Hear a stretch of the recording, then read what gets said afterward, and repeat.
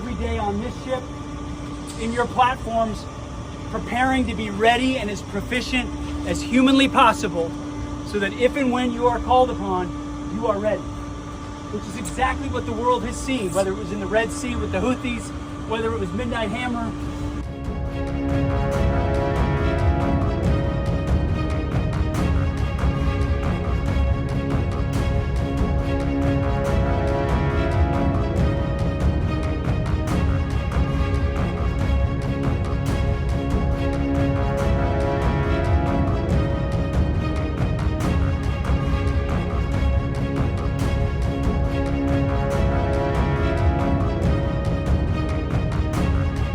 Making an aggressive, historic investment in military infrastructure by spending $90 billion on revitalized barracks and facilities.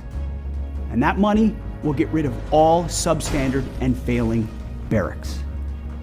But housing, it's only half the battle. This budget includes the largest pay raise for our troops in modern history.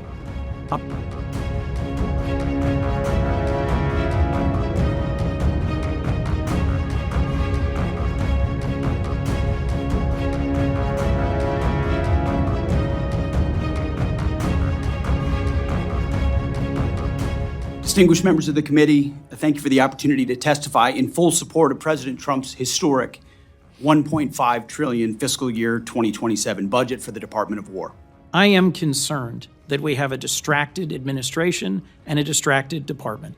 From your written testimony, Mr. Secretary, it seems at times you're more passionate about fighting culture wars than winning the real war that we're in. At banning books, at cleaning alleged DEI off of websites, at taking on an anti-vaccine position rather than continuing the long-standing public health policies, at interfering with promotions.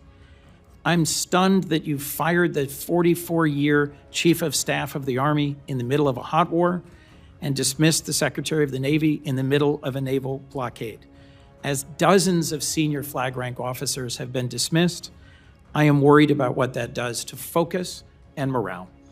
We have a president who seems more focused on a billion-dollar ballroom and a victory arch rather than achieving actual victory, that at a moment when Russia and China, North Korea and Iran are coming closer together and delivering a bedeviling lethality in this ongoing war in Iran, for which we don't have a clear strategy or clear answers, our better strategy would be to partner more closely with Ukraine, dig in deeper with our real values-based allies, our treaty allies in the Western Pacific and in Europe, and together find a path out of this, rather than berating them and bullying them for not coming along in a war they were not consulted about or briefed on before it began.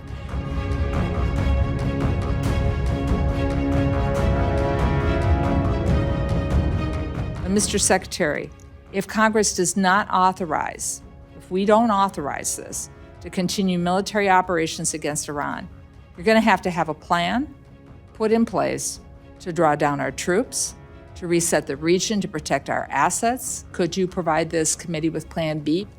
Ranking Member, I would say we have a plan for all of that. We have a plan to escalate if necessary. We have a plan to retrograde if necessary. We have a plan to shift assets. Certainly in this setting, we wouldn't reveal what the next step may be, considering the gravity of the mission that the president is undertaking to ensure that Iran never has a nuclear bomb. The depleted munitions have been a subject of some of the discussions that you've even heard here today. With respect to stockpiles that we have around the world, key regions like the Indo-Pacific and the Middle East, what are you hearing from the combatant commands about their munitions status around the world? There you go. I take issue with the characterization that munitions are depleted in a public forum. That's not true. And ultimately, we have all the munitions needed to execute what we need to execute, and we're going to ensure that we supercharge that going into the future. Mr. Hurst, on April 29th, as you indicated to the ranking member, you said that the Iran war had cost $25 billion in total. You reaffirmed that today. Do you have any other updated costs or projections since that testimony that you've given? Outside reporting estimates have indicated that the war costs could be $1 billion a day. Do you have anything to share? Yeah, thanks for the question, sir. So at the time of testimony in front of the ask, it was $25 billion. But the Joint Staff Team and the Comptroller Team are constantly looking at that estimate. And so now we think it's closer to 29.